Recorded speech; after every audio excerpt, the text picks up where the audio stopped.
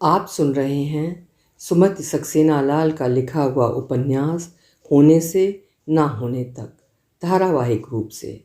आज सुनिए भाग 5। मानसी जी कभी भी किसी भी समय मेरे घर आ जाती हैं और घंटों हम दोनों की बातें होती रहती हैं। कुछ अजब तरीके से उन्होंने मुझे अपने संरक्षण के साए में समेट लिया है। वे मेरा ख्याल करती और छोटी बड़ी बातों में मुझे सुझाव ही नहीं, निर्देश और आदेश भी देती रहती हैं। मैंने भी उनका बड़प्पन सहज ही स्वीकार कर लिया था। मीनाक्षी और केतकी उनकी इस बात पर देर तक बड़बड़ाती रहती, पर फिर भी अनजाने ही मानसी जी भी हमारी अंतरंग मंडली में शामिल होने लग गई थीं, संभवतः मेरे निकट होने के कारण से। कभी वे स्वयं ही शामिल हो जाती और कभी कभी वे निमंत्रित भी कर ली जाती। मानसी जी के कारण बाकी लोग भी हम चारों के निकट आने लगे थे। विशेषता मेरे स्टाफ के आपसी संबंधों में हिंदी और अंग्रेजी वालों के दायरे जैसे टूटने लग गए थे और इन दो विरोधी शिविरों की दूरियां सिमटने लगी थीं।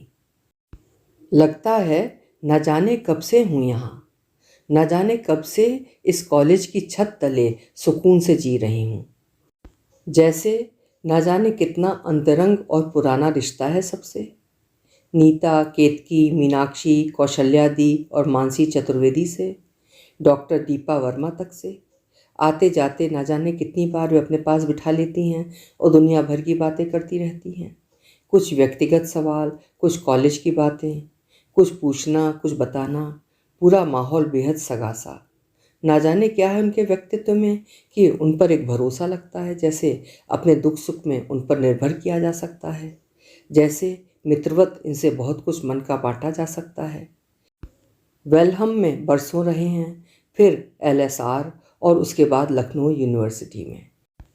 इन सब जगह तो हॉस्टल में भी रहे हैं, पर इस तरह का अपनापन तो किसी संस्था, किसी भी छत और दीवारों के लिए महसूस नहीं किया था। तब सब इतना कुछ बेगाना क्यों लगता था, या अब सब इतना अपना क्यों लग रहा है, ये मुझे पता नहीं। वैसे भी जिंदगी में सब कुछ सीधे सीधे समझ आ ही जाता तो क्या, कितना कुछ ऐसा है जिसे इंसान समझ ही नहीं पाता। यूँ तो 20-25 दिन से एनुअल फंक्शन की तैयारी चल रही है, पर 2-3 दिन से तो टीचिंग लगभग ठप ही पड़ी है। प्रोग्राम की तैयारी तो एक ओर चल ही रही है, दूसरी तरफ वार्षिक उत्सव से पहले की वार्षिक प्रतियोगिताएं भी चल रही हैं। कार्यक्रम के संचालन के लिए कमेटियां बना दी गई हैं। स्वागत के लिए, मंच संचालन के लिए, ग्रीन रूम की व्यवस्था के लिए अलग अलग समितियां। विज्ञान और कॉमर्स फैकल्टी के भवन मेन बिल्डिंग से दूर बने हैं। वहाँ का स्टाफ अपने ही बिल्डिंग में बैठता है, किंतु आजकल सबका मुख्य स्टाफ रूम में आना जाना बना हुआ है। नीता सांस्कृतिक कमेटी की अध्यक्ष है, अतः सब काम उससे पूछकर किए जा रहे हैं। इसलिए सभी टीचर्स नीता के पास आती रहती हैं। भागने दौड़ने के अधिकांश काम मानसी जी बहुत दक्षता से संभाल रही हैं। मुझको कभी कभी उनकी एनर्जी देखकर आश्चर्य होने लगता है। अभी अमीनाबाद से कलाकारों के लिए किराए के गहने और कपड़े का प्रबंध करके लौटी ही थी कि किसी और को एकदम वहीं के आसपास का काम याद आ गया था। वे झल्लाते और बड़बड़ाते हुए तुरंत ही दोबारा दौड़ गई थी। मुझको बहुत बुरा लगता है, औरों पर गुस्सा भी आता है कि वे बेचारी अकेले ही दौड़ रही हैं। मैं नीता के साथ लगी हूँ, इसलिए कॉलेज में ही अनेकों काम मुझे निपटाने हैं। फिर भी मैंने मानसी जी से कहा था, आप रुकिए, मैं चलती हूँ आपके साथ। वे प्यार से मेरी पीठ थपथपा कर चली गई थी। अरे यार, क्यों परेशान हो रहे हो? तुम चलोगे साथ तब भी चलना तो हमें अपने पैरों से ही पड़ेगा। तुम यूं ही थकोगी। हमें हर साल इसकी आदत है। यहाँ सब अपने आप को बहुत काबिल समझते हैं, पर किसी काम का कोई सिस्टम नहीं होता। एक ही जगह की दौड़ कई कई बार हो जाती है। यहाँ सब भारत सरकार है, पहले सड़क बनाएंगे, फिर बिजली के खंभे गाड़ने के लिए सड़क खोदेंगे, फिर दोबारा सड़क बनाएंगे। दो विभागों के बीच कोई कोऑर्डिनेशन ही नहीं होता है। उनके जाने के बाद केतकी ने मुझे डांटा था। अरे बेकारी परेशान हो रही हो, उन्हें झोला लटकाए दौड़ना भागना अच्छा लगता है। मुझको उसकी बात अच्छी नहीं लगी थी, पर मैं चुप रही थी। जानती हूँ कि बेकार की बहस से कोई फ़ायदा नहीं है। ये लोग मानसी जी के प्रति और वे इन लोगों के प्रति पूरी तरह संवेदनशील नहीं हो सकते। करीब 2 बजे मानसी चतुर्वेदी लौटी थी और आते ही उन्होंने अपना टिफ़िन बॉक्स निकाल लिया था। वे हर दिन ही अपने साथ खाने का सामान लेकर आती हैं और मेरे अतिरिक्त प्रायः किसी भी और को अपने साथ खाने का निमंत्रण नहीं देती, हमेशा ही अकेले खाती हैं। उन्होंने मुझे पुकारा था, अंबिका आओ, आज तुम्हारी पसंद की सब्जी लेकर आए हैं। मेज के दूसरी तरफ से किसी ने चुटकी ली थी। अंबिका के साथ ये खास फेवर क्यों मानसी? मानसी ने बड़ी लापरवाही से उधर देखा था। वे हंसती रही थीं और धीरे धीरे अपनी गर्दन हिलाती रही थीं, जैसे किसी स्थिति का मजा ले रही हूँ। हमारे पराठे, हमारा मन। वे आंखें मटकाकर हंसी थी। भाई, हम सब भी तो यहाँ बैठे हैं। मानसी ने उस सब की तरफ सीधी निगाहों से देखा था। हम कोई गधे हैं कि सबके लिए पराठे बनाकर लाएं? अरे, नीता के मुंह से अनायास निकला था। कुछ और लोग धीमे से बुदबुदाए थे। मानसी अपने में मगन टिफ़िन बॉक्स से निकाल कर पराठे और सब्जी 2 प्लेटों में लगाती रही थी, साथ ही बड़बड़ाती भी रही थी। हमें समझ ही नहीं आता कि सुबह से निकलते हो तुम सब लोग बिना खाने के। अरे भाई, 2 पराठे और थोड़ी सी सब्जी धरो और किसी भी डिब्बे में मोड़ कर रख लो। मेरे एकदम बगल में बैठी हुई केतकी धीमे से बुदबुदाई थी। इनकी तरह से फूहड़पन से मोड़ कर नहीं ना धर सकते, इसीलिए तो नहीं ला पाते हैं। और उसने हंसते हुए मुझे तेज़ आवाज़ में डांटा था, खाने के लिए कुछ लेकर क्यों नहीं आती हो? खाली हाथ हिलाते हुए चली आती हो। मानसी जी केतकी का इंगित समझकर भी हंसती रही थीं और उन्होंने दोबारा मुझे पुकारा था। मैं धर्म संकट में फंस गई थी। मुझे अकेले जाकर उनके साथ खाने के लिए बैठ जाना भी अजीब लग रहा था और मानसी जी के आग्रह को अनसुना कर पाना भी आसान नहीं था। तभी कौशल्या दी आया के हाथ में बड़े से टिफ़िन कैरियर के साथ स्टाफ रूम में घुसी थी। बेचू के हाथ का गरम गरम खाना मंगवाया है तुम सबके लिए। हम जानते थे कि बाकी सब तो जा चुके होंगे, तुम काम करने वाले बच्चे भूखे प्यासे बैठे होंगे।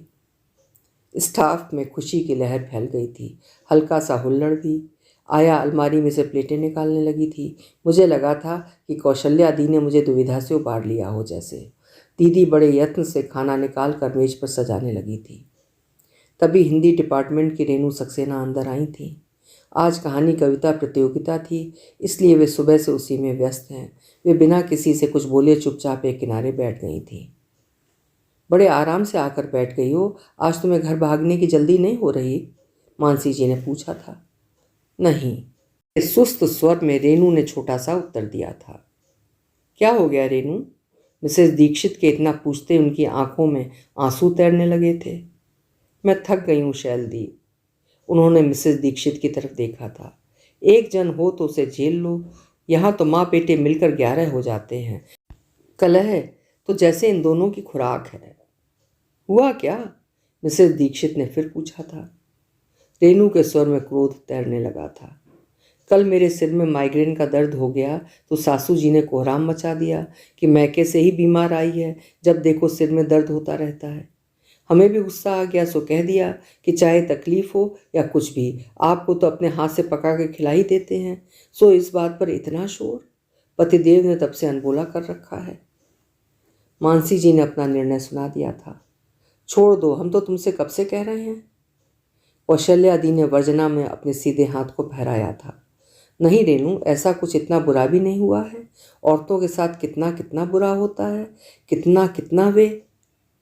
मानसी जी ने उनकी बात आधे में ही काट दी थी। ये क्या बात हुई औरों के साथ और ज़्यादा बुरा होता है? सिर्फ इसलिए अपने दुख की तरफ से आंखें मूंद ली जाएं? उसका क्या मतलब? वे लोग कभी नहीं सुधरेंगे दीदी। ऐसे साथ जीने का कोई मतलब है भला? रोज़ रोज़ की कलह, रोज़ रोज़ का रोना धोना।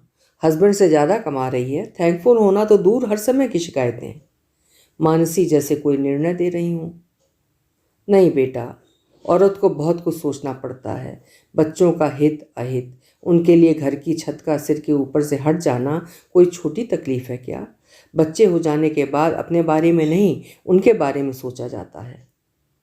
मानसी जी ने उनकी बात पूरी तरह से काट दी थी। ये सब अब पुरानी बातें हो गई हैं दीदी। रेनू अच्छा भला कमाती है, कोई बच्चों को लेकर सड़क पर तो नहीं निकल आएगी जो सर के ऊपर से छत चली जाएगी। उन्हें घर, खाना, कपड़ा सब कुछ मिलेगा। शायद यहाँ से बेहतर तरीके से ही रखेगी वो। यहाँ सास के सामने क्या कुछ चलती है उसकी? रेनू ने बारी बारी से मानसी की तरफ और फिर दीदी की तरफ देखा था। बच्चे मेरे रहे ही कहाँ? माँ बेटे ऐसे घेरे रहते हैं उनको कि मेरे पास आते ही कहाँ हैं। तुम बच्चों के बिना रह लोगी रेनू? दीदी ने पूछा था। रेनू सक्सेना की आंखों से झरझर आंसू गिरने लगे थे। कौशल्या दीदी ने बहुत प्यार से उनकी तरफ देखा था। नहीं ना, नहीं रह सकोगी ना, ये तो और भी बड़ा कारण कि अपने मन को शांत कर लो। पापा और दादी के बिना बच्चे भी तो नहीं रह पाएंगे। फिर वो सब सोचने से क्या फ़ायदा। ये तो कुछ समय की प्रॉब्लम है, बच्चों के बड़े होते ही सब ठीक हो जाएगा। देखना, अपने पापा और दादी से तुम्हारे अधिकार की लड़ाई लड़ेंगे बच्चे। वे चुप हो गई थीं। कुछ देर चुप ही रही थीं। मुझे बुआ की बात याद आ जाती है। जब बच्चे बड़े हो जाते हैं तब घर पूरी तरह से औरत का हो पाता है। कौशल्या दी ने बारी बारी से सबकी तरफ देखा था। सब कुछ हर किसी को कहाँ मिलता है रेनू? जितना कुछ मिले उसी में ज़िंदगी का हिसाब किताब फिट करना पड़ता है। फिर हम लोग टीचर्स हैं।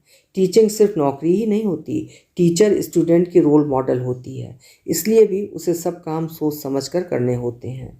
नहीं तो एक जन और एक परिवार ही नहीं भटकता, बहुत से और बच्चे भी भटकते हैं। उनका स्वर एकदम से निर्णायक हो गया था। We have generations to look after. हम सबकी ज़िंदगियों को विद्यार्थियों से जोड़कर ये वाक्य वो न जाने कितनी बार, कितने लोगों से, कितने संदर्भों में कहती। कुछ लोग उनकी इन बातों से चिढ़ जाते, कुछ लोग उनकी इन आदर्शवादी बातों का मजाक भी उड़ाते, पर वे हमारी नौकरी को हमारे मन पर पहरेदार बनाकर खड़ा कर देती हैं। कौशल्या दी ने ममत्व भरी निगाहों से रेनू की तरफ देखा था और उनके कंधे पर हाथ रखकर धीरे से फुसफुसाई थी। मन पर काबू न करो तो रेनू वो इधर उधर भागता है। अपने बच्चों का मुंह देखो और अपने आप को शांत कर लो। कौशल्या दीदी उठकर खड़ी हो गई थीं और खाना शुरू कराने के लिए सबकी प्लेटों में परोसने लगी थीं। सब लोग अपनी अपनी बातें कहने लगे थे। थोड़ी देर में अलग अलग अनुभवों से गुजरते हुए वार्ताक्रम सहज होने लग गया था। शुरू में जब मैं नई नई कॉलेज आई थी तब मुझको अजीब लगा करता था कि ये सब कैसे अपने परिवार की, अपने संबंधों और समस्याओं की बातें आपस में एक दूसरे के सामने कर लेते हैं। एक दूसरे से अपना सुख दुख, मान सम्मान सब बांट लेते हैं। धीमे धीमे मेरी समझ में आने लग गया था कि ये सब तो एक परिवार की तरह ही हैं। अधिकांश की शादी, उनके बच्चे, बच्चों के सुख दुख, उनकी जय पराजय यहीं एक दूसरे के सामने घटती रही है। इनमें से बहुतों के लिए एक दूसरे का कंधा शॉक एब्जॉर्बर है। कुछ सालों में मुझको ये भी समझ में आने लग गया था कि इस विद्यालय में टीचर्स के अपने जीवन में संबंधों के धरातल पर शायद इसीलिए बहुत कुछ टूटते टूटते बच गया था। इस जानी अनजानी काउंसलिंग के रहते ही बहुत लोगों के लिए मन के भूचाल को मन के अंदर दबा लेना संभव हो पाया था। नहीं तो कितना कुछ और टूटता। आगे पीछे जो टूटा वो शायद नियतिबद्ध था। उसे रोक पाना शायद किसी के वश की बात नहीं थी। मुझको तो यहाँ आए अभी कम ही समय हुआ है, फिर भी लगने लगा है जैसे विद्यालय घर का और साथ की टीचर्स संबंधों का विस्तार हैं। फिर ये लोग तो वर्षों से साथ हैं। एनुअल डे के दिन कार्यक्रम से जुड़े हम सब लोग सुबह से तैयारी में जुटे हैं। हॉल और स्टेज की सजावट का काम केतकी देख रही है। कार्यक्रम का संचालन नीता कर रही है। विंग्स में एक बड़ी सी मेज पर पुरस्कार सिलसिलेवार लगा दिए गए। उसी क्रम में लड़कियों को एकदम आगे की कुर्सियों पर बैठा दिया गया था। गेट से लेकर मंच तक फूलों की सजावट, ऑडिटोरियम के खुले हिस्सों में अल्पना। काम करने वाले ये सभी लोग 2 बजे तक घर लौट आए थे और झटपट तैयार होकर 4 बजे से पहले ही दोबारा पहुंच गए थे। 5 बजे से कल्चरल प्रोग्राम होना है। रोहिणी दी और नीता बीच में भी घर नहीं जा पाए हैं। उनके लिए वहाँ से हट पाना संभव ही नहीं। बदलने के लिए कपड़े और अन्य सामान वे लोग अपने साथ लाए थे और कॉलेज में ही तैयार हो लिए थे। मानसी जी से मैंने अपने ही घर रुकने के लिए कह दिया था। हम दोनों को तैयार होकर एक साथ आना था। खाने की व्यवस्था मैंने पहले से ही करके रखी थी और थोड़ी बहुत मदद मैंने शिवानी से करने के लिए कह दिया था। आज मैंने तय कर लिया था कि मैं मानसी जी का जूड़ा बनाऊंगी, सो मैंने उसके लिए कांटे पिन पहले से लाकर रख लिए थे। घर जाकर हम दोनों जल्दी से फ्रेश हुए। तब तक शिवानी ने खाने की मेज लगा दी। खाना खाने के बाद अपने तैयार होने से पहले मैंने मानसी जी का ऊंचा सा जूड़ा बनाया था और माथे पर थोड़ी बड़ी बिंदी लगा था। उतने भर से उनकी शक्ल ही नहीं, पूरा व्यक्तित्व ही बदल गया था, जैसे वे अपने से भिन्न कोई और लग रही हों, बेहद आकर्षक। वे दर्पण में अपने आप को निहारती रही थीं और हंसती रही थीं। मानसी जी, आप कितनी सुंदर लग सकती हैं, फिर भी ना जाने अपनी तरफ क्यों नहीं देखती। एकदम वर्कर वाली धजा बनाए रखती हैं। अपने आप को सुधार लीजिए, नहीं तो हम कॉलेज में आपके श्रृंगार का साजो सामान लेकर आया करेंगे। सामने लगे बड़े से दर्पण में वे अपने आप को रुक रुक कर देखती रही थीं और रुक रुक कर हंसती रही थीं। उनके चेहरे पर झिझक है। उस दिन उन्हें ढेर सारे कॉम्प्लीमेंट्स मिले थे। मानसी के साथ मैं ऑडिटोरियम पहुंचकर कुछ देर के लिए फाटक के सामने खड़ी रहती हूँ। वहाँ की सजावट देखकर मैं मुग्ध रह गई थी। चारों तरफ का माहौल बेहद सांस्कृतिक और बेहद प्रोफेशनल लग रहा है। अंदर पहुंची तो किसी ने कहा था, शशिकांत अंकल सबको स्टेज के पास बुला रहे हैं। हम दोनों लगभग दौड़ते हुए वहां पहुंचे थे और नमस्कार करके बाकी मौजूद टीचर्स के बगल में खड़े हो गए थे। मुझे नीता ने बताया था कि जितनी टीचर्स ने काम किया है, वे चाहते हैं कि वे सब मुख्य अतिथि का स्वागत करने के लिए गेट के पास मौजूद रहें।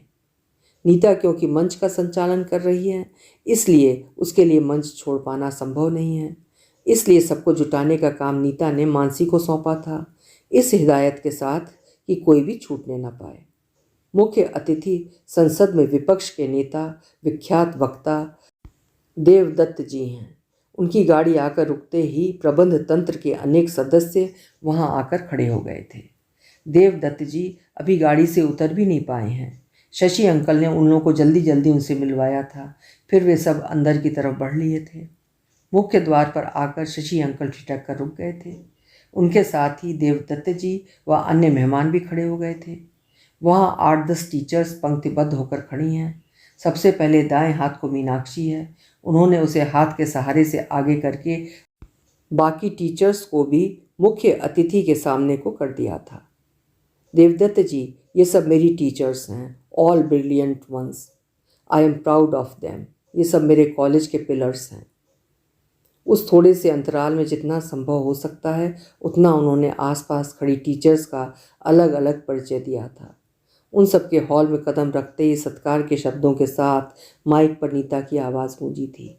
वे सब कुर्सियों पर आकर बैठे ही थे कि कुछ ही क्षणों में मुख्य अतिथि से दीप जलाकर कार्यक्रम का आरंभ करने का अनुरोध मंच से किया गया था और वे कुर्सी से उठ गए थे, और उनके साथ कुछ और लोग भी। वाइट मेटल की एक सुंदर सी ट्रे में दिया सलाई और मोमबत्ती लेकर तत्पर मुद्रा में मानसी खड़ी हैं। प्रबंधक और मुख्य अतिथि के बीच खड़ी 5 फुट 9 इंच की मानसी, ऊंचा सा जूड़ा माथे पर, बड़ी सी बिंदी। मुझे लगता है कि मैं ठीक ही तो संभावनाएं खोजती थी उनमें। मुझको अच्छा लगा था, जैसे उनका सुंदर लगना मेरी उपलब्धि हो। मंच से नीता ने परिचय दिया था। देवदत्त जी चाहे सत्ता में रहें चाहे विपक्ष में, किसी भी पक्ष की गरिमा उनके होने मात्र से बढ़ती है। दीप जलाने के लिए आगे बढ़ते देवदत्त जी के हाथ निमिष भर के लिए ठहर गए थे। उन्होंने चेहरा उठाकर मंच पर खड़ी नीता की तरफ देखा था, धीमे से मुस्कुराए थे और चेहरा दीप पर झुका लिया था। उसी क्षण माइक पर बिना किसी साज के मीनाक्षी ने संस्कृत का एक श्लोक गाना शुरू किया था। एकदम खुली आवाज़। लगा था जैसे उस बड़े से हॉल में उसके खनकते स्वर के साथ कई साज गूंज रहे हों। देवदत्त जी के मुंह से अनायास वाह निकला था। उन्होंने प्रबंधक की ओर देखा था। शशिकांत अंकल के चेहरे से गर्व झांकने लगा था। हमारे पास बहुत ही टैलेंटेड स्टाफ है, उन्होंने कहा था। देवदत्त जी की निगाहें सभागृह के एक कोने से दूसरे तक घूम गई थीं। जी हाँ, वो समझ में आ रहा है, उन्होंने जवाब दिया था। तभी पर्दा सरका था और नृत्य नाटिका का मंचन प्रारंभ हुआ था, और पर्दे के पीछे से मीनाक्षी का सधा हुआ स्वर पूरे सभागृह में जैसे तैरने लगा हो। शशिकांत अंकल के चेहरे पर गर्व मिश्रित उल्लास फैल गया था। वे फिर देवदत्त जी की तरफ को झुककर धीमे स्वर में उन्हें कुछ बताने लग गए थे। स्टेज पर वाद्य यंत्रों और मीनाक्षी के स्वर पर थिरकती लड़कियां, सब कुछ किसी विद्यालय की सांस्कृतिक संध्या न लगकर किसी कला संगम का कार्यक्रम लग रहा था। मुख्य अतिथि पूरा कार्यक्रम देख कर ही गए थे। हालांकि आने से पहले ही उन्होंने जल्दी चले जाने की बात की थी। शशिकांत अंकल बहुत खुश हैं। फंक्शन खत्म हो जाने के बाद प्रबंध तंत्र के सभी लोग चले गए थे, पर शशि अंकल सबसे आगे की पंक्ति में एकदम बीच की कुर्सी पर बैठे हॉल का समेटा देखा जाना देख रहे थे और साथ ही दीपा दी और बाकी टीचर्स से बातें भी कर रहे थे। अगले दिन उन्होंने और दीपा दी ने विद्यालय में पूरे स्टाफ को लंच पर आमंत्रित किया है। ऐसा हर साल किया जाता है। हर वर्ष ही एनुअल फंक्शन का समापन इस आत्मीय लंच से होता है। इसमें स्टाफ सम्मिलित होने के अतिरिक्त और कुछ भी नहीं करता। सब लोग ठीक लंच के समय आते हैं, उसके तुरंत बाद चले जाते हैं और उन सबका स्वागत मेहमानों की तरह से किया जाता है। हर दिन की तरह मैं मानसी जी के साथ ही कॉलेज पहुंची थी, समय से थोड़ा पहले ही। हम दोनों की तरह जल्दी पहुंचने वाले बहुत से लोग हैं और सभी स्टाफ रूम में बैठे गप्पों में मशगूल हैं। आज छुट्टी है, इसलिए चारों तरफ सन्नाटा है। बीच की बड़ी मेज पर कल के प्रोग्राम की तारीफ और स्टाफ के प्रति आभार दिखाते हुए एक पत्र रजिस्टर में लगा हुआ है, जिसके नीचे प्रबंधक के पूरे हस्ताक्षर बड़े से शब्दों में हैं, शशिकांत भटनागर। उसके नीचे खिंची हुई लाइन, अभी काफ़ी समय बाकी है। हम कुछ लोग यूं ही विद्यालय का एक चक्कर लगाने निकल पड़े थे। मुख्य भवन से थोड़ी दूर पर बनी साइंस फैकल्टी की बिल्डिंग में कुछ लेक्चर रूम्स और बन रहे हैं और ग्राउंड फ्लोर पर 30 लड़कियों के लिए केमिस्ट्री का एक और लैब। मजदूर स्त्री पुरुष काम पर लगे हैं। कितनी संस्थाओं से गुजरते हुए ज़िंदगी ने यहाँ पहुँचा दिया। मैंने सोचा था और सोचकर मुझे अच्छा लगा था, जैसे अंततः अपनों के पास, अपनों के बीच में आ गई। लगता है एक गंध है अपनेपन की जो यहाँ की हवाओं में बसी हुई है।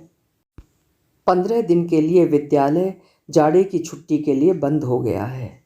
कॉलेज के बिना लगता है जैसे ज़िंदगी एकदम से खाली हो गई हो।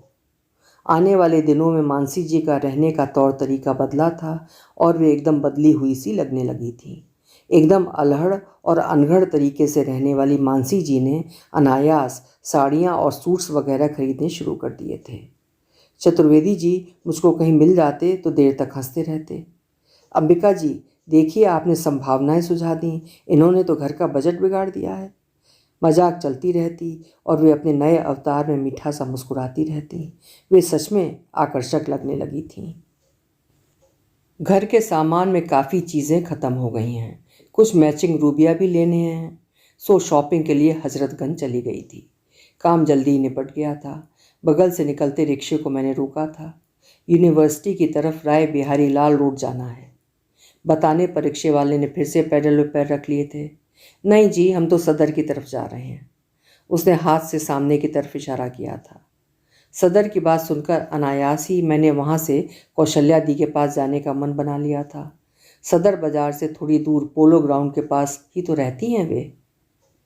बरामदे की 3 सीढ़ियाँ चढ़ गई तो दीदी के घर का माहौल काफ़ी बदला सा लगा था, कुछ अधिक ही साफ सुथरा और सजा हुआ सा। सामने दिखता हुआ दीदी के घर का काफ़ी बड़ा सा ड्राइंग रूम, बीच की गोल मेज पर ताज़ा फूलों का गुलदस्ता, मेज के नीचे कालीन, बरामदे में बाएं हाथ पर खाने का कमरा है। बेचू मेज़ पर बर्तन लगा रहे हैं, बगल में खड़ी दीदी भी मदद कर रही हैं। मैं उधर ही बढ़ ली थी। नमस्कार के बाद मैं जाकर दीदी के बगल में ही खड़ी हो गई थी। कोई आ रहा है क्या? लगता है गलत समय पर आ गए दीदी। मैंने प्रश्न भरी निगाहों से दीदी की तरफ देखा था।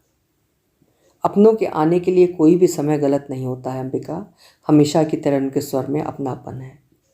कोई आने वाला है क्या दीदी? मैंने पूछा था। नहीं तो, दीदी ने उलझा सा जवाब दिया था। असल में राय साहब आए हुए हैं। राय साहब? मैंने दोहराया था। हाँ, पापा जी, चंद्र जी के फादर। दीदी ने बात साफ की थी।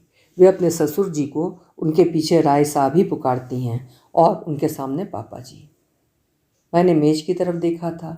बोन चाइना की बेहतरीन क्रॉकरी, चांदी के डोंगे, चांदी का पेस्ट्री स्टैंड और चांदी के ही चम्मच, छुरी और कांटे। हमेशा उत्तेजित होकर बहुत ज़ोर से बात करने वाली और सस्वर हो करके हंसने वाली दीदी इस समय मध्यम शालीन स्वर में हंस बोल रही हैं। आमंत्रित किए जाने पर पापा जी मेज पर आए थे। उनके पीछे पीछे चंदर भाई। कई सालों से इस घर में आती रही हूँ, पर उनसे मिलने का ये पहला मौका है। करीब 6 फीट लंबे, बहुत गोरा रंग, तेजस्वी व्यक्तित्व। कुछ भी ऐसा नहीं है जो चंदर भाई से मिलता हो। कौशल्या दी ने मेरा उनसे परिचय कराया था। उन्होंने धीमे से मुस्कुराकर मेरे अभिवादन को स्वीकारा था। मुझसे 1-2 प्रश्न किए थे।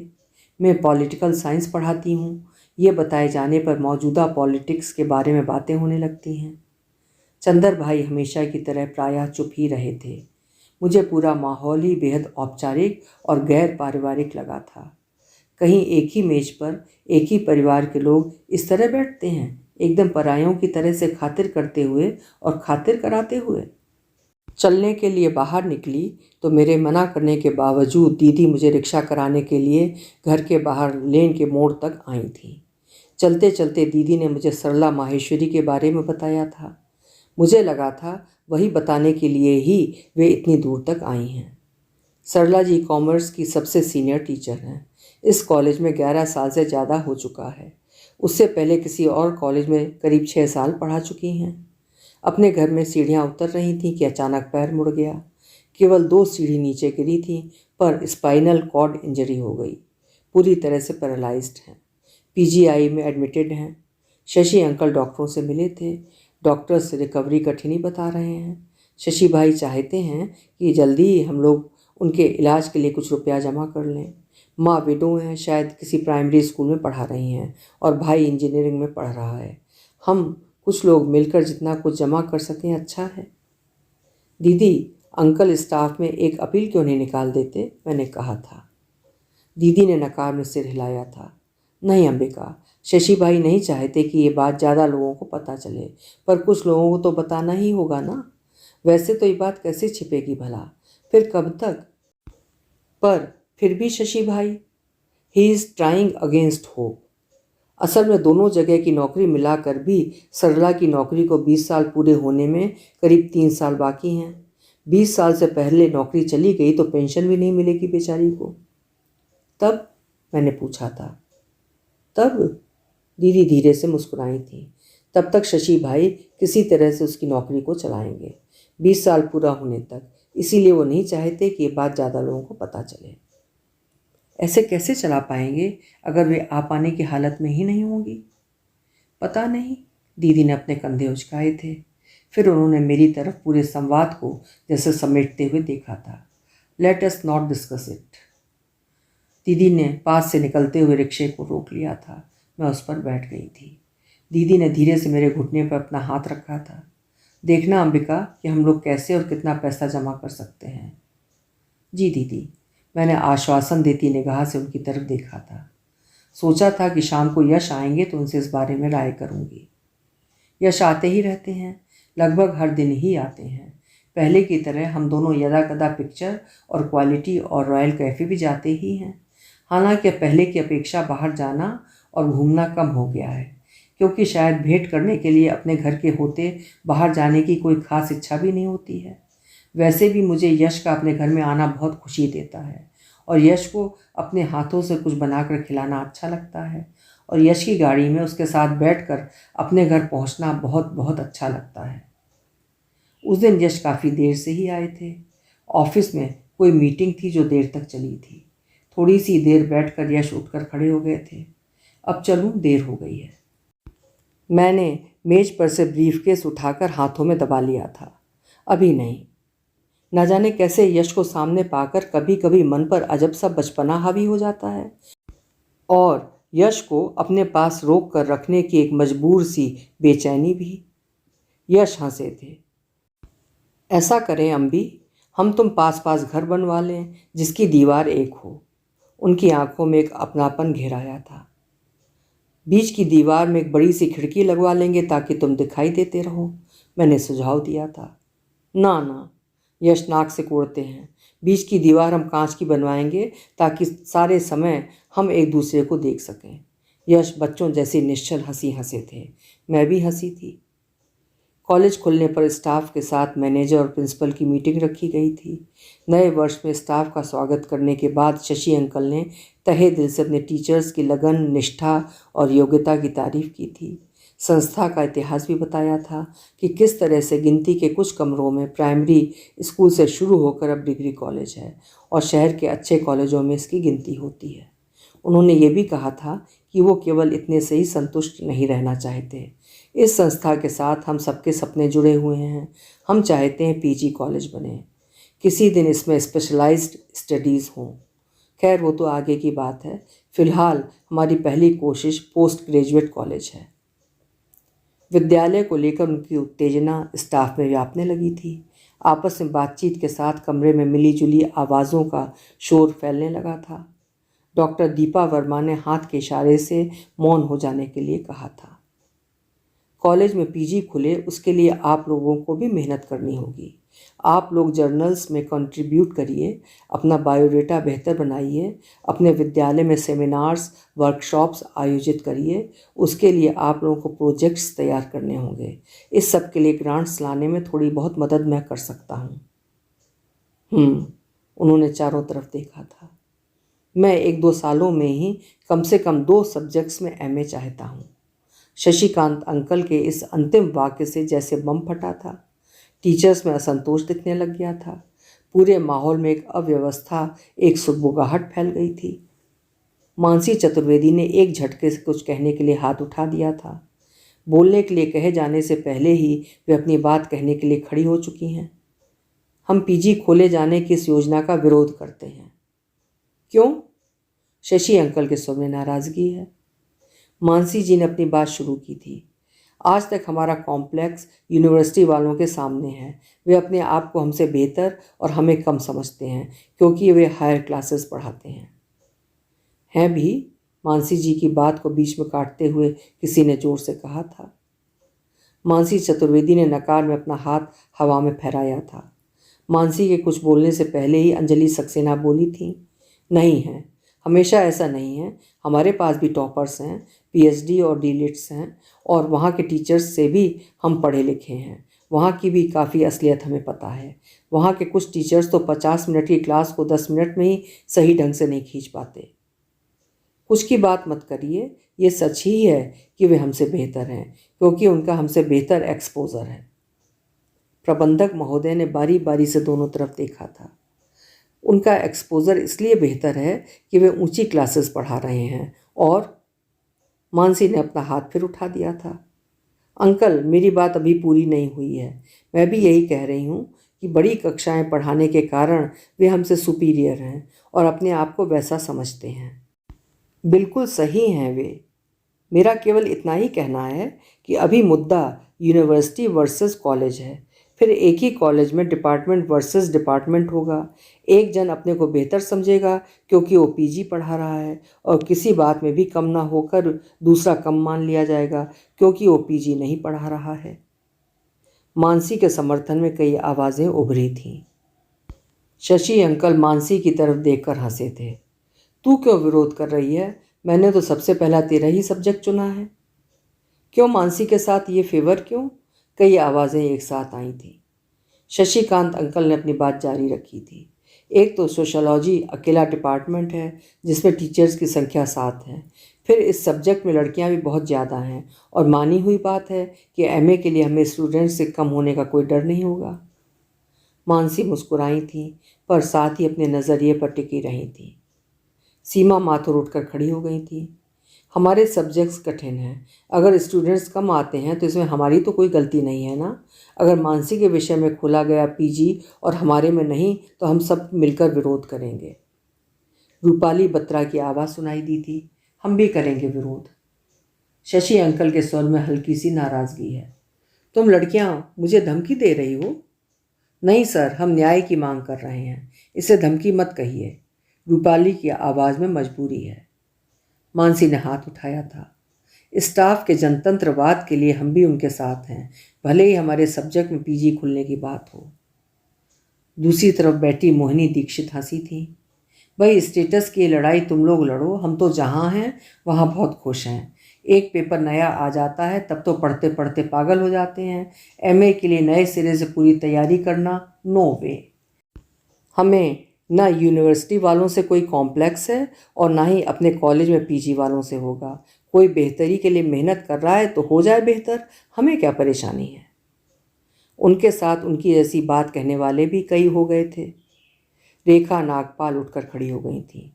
हमें है परेशानी, हम मेहनत भी कर सकते हैं और काबिलियत भी रखते हैं, फिर हमारे सब्जेक्ट में क्यों नहीं।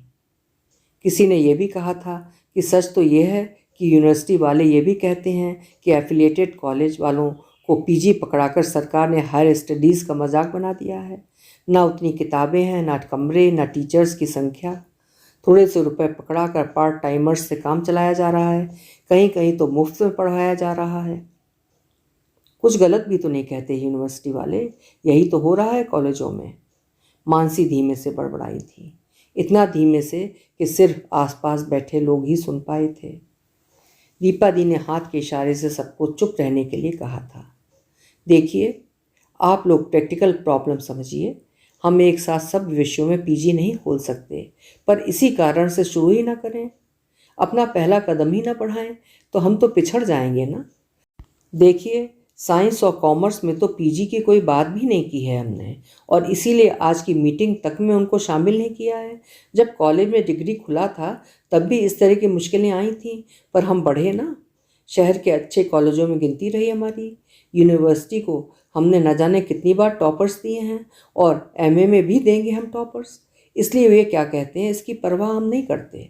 हम सब तो परिवार हैं, और हम जानते हैं कि आप में से कोई भी उसमें रुकावट नहीं बनना चाहेगा। परिवार की तरक्की आप सब भी चाहते ही हैं। उन्होंने चारों तरफ देखा था। इसका भरोसा है हमें आप सब पर। अपने आप से पहले हमें विद्यालय की तरक्की देखनी है। उन्होंने एक तरह से अपने स्टाफ से अपील की थी। टीचर्स के बीच का जोश और रोष थोड़ा थमा था, पर थोड़ी सुगबुगाहट, थोड़ी सी बड़बड़ाहट अभी भी बनी रही थी। शुरू की इन्होंने इमोशनल ब्लैकमेलिंग। अंजलि सक्सेना बहुत धीमे से बुदबुदाई थी। दोस्तों, इन दोनों को सीधा ना समझो, हमारी नब्ज दबाना आता है इन्हें। रूपाली बत्रा हंसी थी। शशि अंकल की लच्छेदार बातों ने और दीपा दी की मनोहार ने टीचर्स को काफ़ी सीमा तक शांत कर दिया था। सच बात यह है कि टीचर्स भी समझ रही थीं इस बात को कि सारे सब्जेक्ट्स में एक साथ एमए खोला जा सकना संभव हो ही नहीं सकता। वो या तो असंभव की मांग करना था या कॉलेज की तरक्की को रोक देना। ये भी सच है कि वे दोनों चाहते तो स्टाफ से बिना कोई संवाद किए मनमाने ढंग से एमए की कक्षाएं खोल सकते थे, पर इस विद्यालय में तो हमेशा ही सबको साथ लेकर आगे बढ़ा जाता है। चाय, नाश्ता, बहस और हंसी मजाक के बीच मीटिंग खत्म हो गई थी। स्टाफ में सबका अपना अपना नज़रिया था, सबके अलग कारण थे और अलग प्रतिक्रियाएं। कौशल्या दी बहुत खुश थीं, अपने कारण से नहीं, पूरी तरह से कॉलेज के लिए। इस संस्था को उन्होंने प्राइमरी से डिग्री तक की सीढ़ी चढ़ते देखा है, कदम ब कदम, उसी श्रृंखला में एक कदम और। यही उनका सुख है। मीटिंग खत्म होते ही उन्होंने पर्स खोल लिया था। शशि भाई, आपने आज तबीयत खुश कर दी। अब हमारा कॉलेज होगा चंद्रा सहाय पोस्ट ग्रेजुएट कॉलेज। हथेली खोल कर उन्होंने टॉफ़ियाँ उनके सामने बढ़ा दी थीं। गॉड ब्लेस यू शशि भाई। उसके बाद उन्होंने दीपा दी को टॉफ़ी दी थी, फिर बाकी स्टाफ को एक एक करके। वे काफ़ी ज़ोर से बोलने लगी थीं और हो करके हंसती रही थीं। आपको याद है ना शशि भाई, जब हम लोगों ने इस ऑर्गेनाइजेशन की शुरुआत की थी और इंस्पेक्शन के लिए वो अंग्रेज डायरेक्टर आया था और उसने कहा था you are short of land, और मैंने जवाब दिया था कि। उनकी बात बीच में काट कर शशि अंकल ने उस वाक्य को पूरा किया था। हाँ, तुमने कहा था sir, don't you see the sky above. वे हंसे थे। उनकी हंसी की आवाज़ कौशल्या दी के ठहाकों में घुल मिल गई थी। कौशल्या दी ये किस्सा ना जाने कितनी बार सुना चुकी हैं, और हर बार वे इसी तरह से उत्तेजित हो जाती हैं और देर तक हो करके हंसती रहती हैं। शशि अंकल की आंखों में चमक है।